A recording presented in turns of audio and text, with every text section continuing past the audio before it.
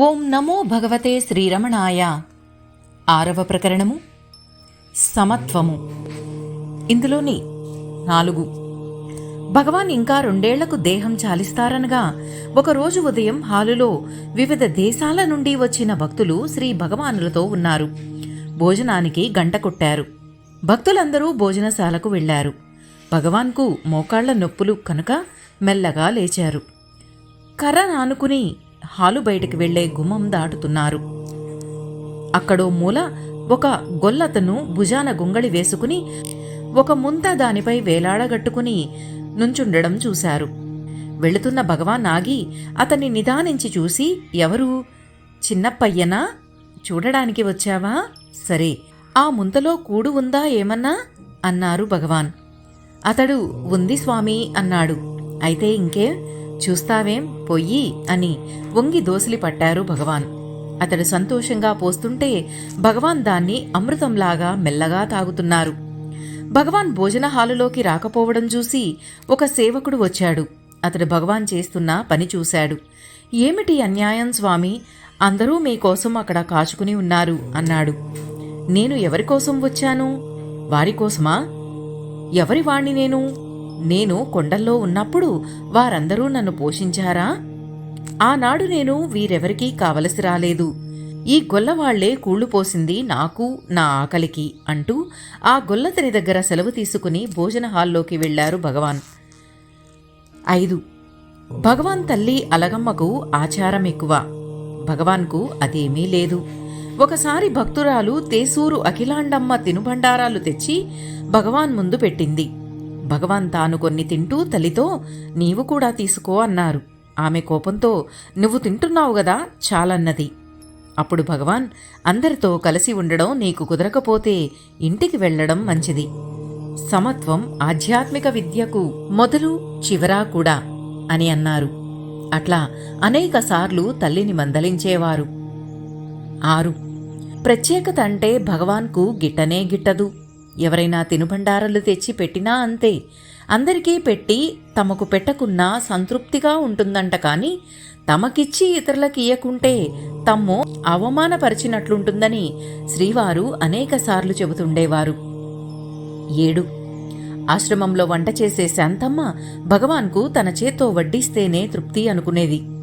అందరికన్నా భగవాన్కు ముందు వడ్డించేది.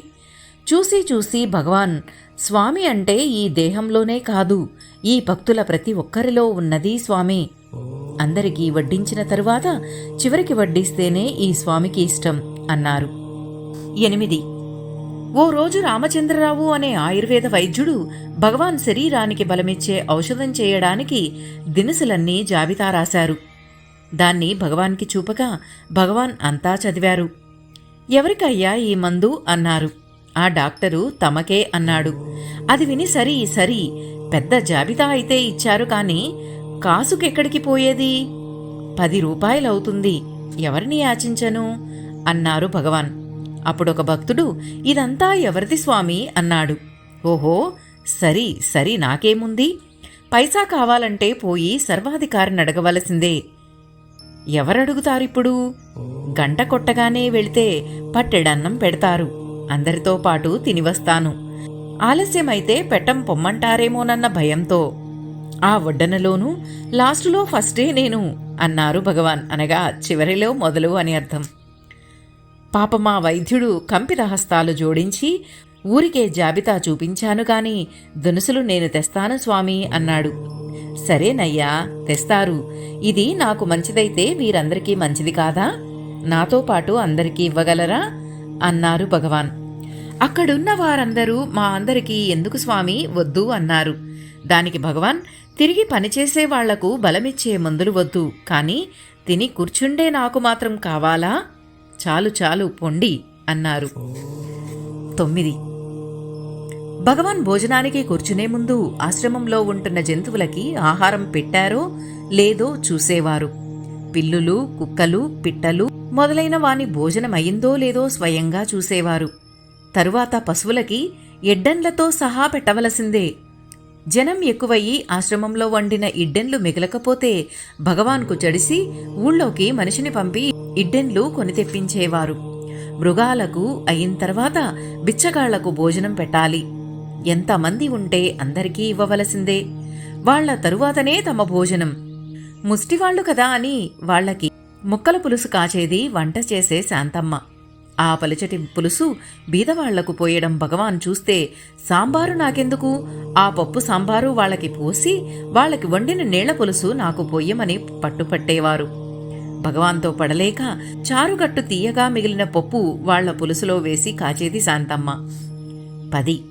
భక్తులు తేనమ్మాళ్ మొదలైన వారు ఒకరోజున శనగపిండి విసిరి దాన్ని వంకాయతో కలిపి కూర చెయ్యాలనుకున్నారు. ఈ విషయం ఎలా గ్రహించారో భగవాన్ శనగపిండి కలిపి ఉంచామని దాన్ని వంకాయ ముక్కలకి పట్టించి కూర చేయమని చెప్పారు. పక్కన తేనమ్మాళ్ వంటింట్లో ఒక మూల పప్పు మంగళంలో వేయిస్తోంది. అది చూసి భగవాన్ ఎందుకని అడిగారు. అప్పుడామె తమతో వంటింట్లో పనిచేసే ఒక ఆమె బయట ఉందని, అది ఆమెకు ఫలహారం చేయడానికని చెప్పింది. అదేమిటి, బయట ఉంటే మైలా? ఏం మైలా? ఎందుకు మైలా? అట్లా భేదం చూపకండి. మామూలుగా అందరిలాగే అన్నము వంకాయ కూర పెట్టు అన్నారు భగవాన్. వారు చెప్పినట్టే పెట్టారు. చిన్నస్వామికి ఆ అన్నం పెట్టడం సంగతి తెలిసింది. ఎవరైనా బయట ఉన్న స్త్రీలకు అన్నం పెడతారా అని కోప్పడ్డారు.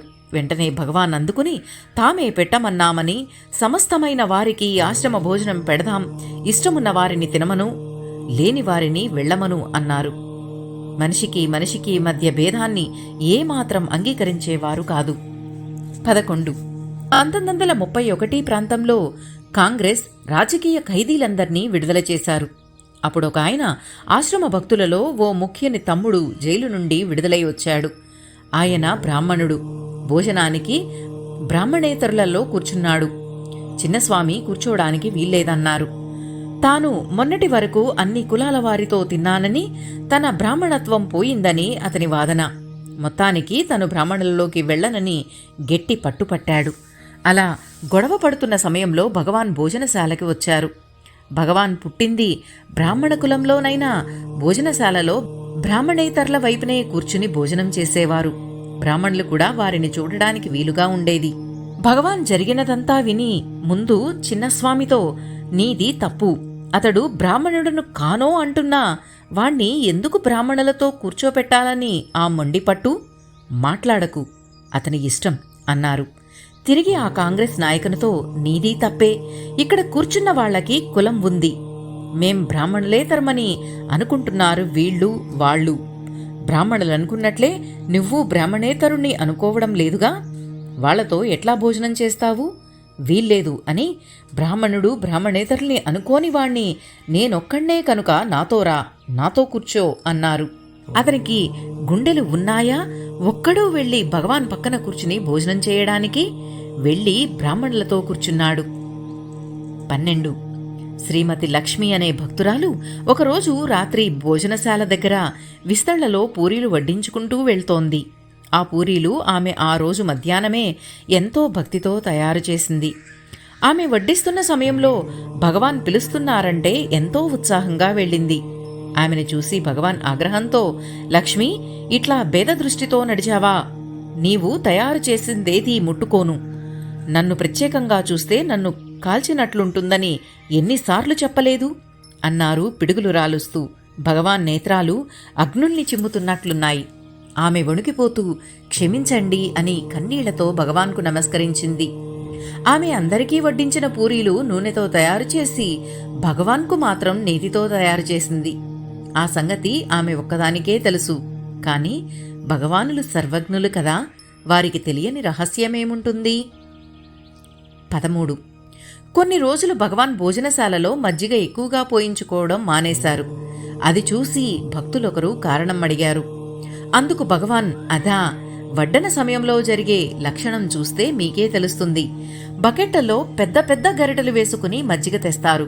మన వద్దకు వస్తే గరిటె నిండుగా మునుగుతుంది. పక్క విస్తరి వద్ద చూస్తే సగానికి తీసి సగం పోసి మిగులుస్తారు. అది చూసేవారికి కడుపు నిండి చాలురా బాబూ అనిపిస్తుంది. అందువల్ల నాకు సగమే చాలు అనుకున్నాను అన్నారు. భగవాన్ ఏ విషయములలోనూ తమకు ప్రత్యేకతను ఒప్పరు కదా. 14. ఒక రోజున బ్రాహ్మణేతరులొకరు అప్పడాలు ఇంటి దగ్గర వేయించి తీసుకొచ్చి బ్రాహ్మణేతరులకు మాత్రమే వడ్డించారు. అవి బ్రాహ్మణులకు వడ్డించకూడదు గదా. భగవాన్ వచ్చి కూర్చుని బ్రాహ్మణులకు అప్పడాలు లేవేమని అడిగి సంగతి తెలుసుకున్నారు. అప్పటికప్పుడు బజారుకు పంపి అప్పడాలు తెప్పించి వేయించి బ్రాహ్మణులకు వేసేదాకా వారు భోజనం తాకలేదు. భగవాన్ ప్రారంభించేదాకా అందరూ అట్లా విస్తళ్ల ముందు కూర్చున్నారు. భగవాన్కు కులాల విభేదము లేదు, కాని బయట ఉండే కులాల పట్టింపును వారు మన్నన చేయలేకపోలేదు. అయినా కులాలు భేదించడం వల్ల ఆశ్రమంలో పక్షపాతం జరిగినా వారు దిద్దేవారు. వారికి లోకం లేకపోయినా వ్యవహారానికి వచ్చేటప్పటికీ ప్రతీదీ ఉన్నట్లుగానే అంగీకరించి ప్రవర్తించేవారు. 15. ఒక పెద్ద మనిషి నిందగా భగవాన్తో, భగవాన్, మీరు పశుపక్షుల మీద, పిల్లల మీద, దిక్కుమాలిన దరిద్రుల మీద ఎంతో ఆదరణ చూపిస్తారు. కావాలని వాళ్లని పలకరిస్తారు, లాలిస్తారు, చేతుల మీద వారికి తినిపిస్తారు. మేము మీ చూపు కోసం, మాట కోసం, మీ చేతి నుండి ప్రసాదం కోసం ఎంత తపించిపోతున్నా, ప్రాధేయపడినా, ప్రార్థించినా మా వంకే చూడరు. ఇది మీకు న్యాయమేనా? మీ సమత్వానికి భంగం కాదా అని నిష్ఠూరంగా మాట్లాడారు. భగవాన్ పెదవులపై చిరునవ్వు తొణికిసలాడింది. కొద్దిసేపు మౌనం వహించారు. తరువాత మృదువుగా, అదా మీ సందేహం? ఆ పశువులు, పక్షులు, పిల్లలు అత్యంత సహజంగా నా దగ్గరకు వస్తారు. ఏ కాంక్షలు, కోరికలు వారికి ఉండవు. అందువల్ల నేను వారిని అత్యంత సహజంగా ప్రేమిస్తాను. అట్లా సహజంగా ప్రవర్తించడం నాకు ఇష్టం. ఇంకా పెద్దలు ఎన్నో కోరికలతో, కాపీనాలతో ఇక్కడ నుండి ఏదో పట్టుకుపోవాలనే కాంక్షతో వస్తారు. కావాలని భక్తిని తెచ్చిపెట్టుకుంటారు. ఇవన్నీ వేషాలు. ఇవి భగవంతుణ్ణి ఏమార్చలేవు అన్నారు. అక్కడున్న భక్తులందరూ ఒకరి ముఖాలొకరు చూసుకున్నారు. ఇలా భగవాన్ సమత్వాన్ని చాటి చెప్పే సంఘటనలు కోకొల్లలున్నాయి. వాటిలో కొన్నింటిని మాత్రమే ఇక్కడ చెప్పడం జరిగింది. 6వ ప్రకరణము సమాప్తము. ఓం నమో భగవతే శ్రీరమణాయ. నమస్తే అండి. నా ఈ వీడియోస్ కనుక మీకు నచ్చుతుంటే ప్లీజ్ లైక్ చేయండి, షేర్ చేయండి, సబ్స్క్రైబ్ చేయని వారు సబ్స్క్రైబ్ చేయండి. మీ సబ్స్క్రిప్షన్, మీ లైక్స్, మీ షేర్స్ ఇవన్నీ నాకు చాలా సపోర్ట్ ఇస్తాయండి. అండ్ నన్ను మరింత ముందుకు తీసుకువెళ్ళడానికి ఉపయోగపడతాయి. థ్యాంక్ యూ అండి. మీ సరిత. ఓం నమో భగవతే శ్రీరమణాయ.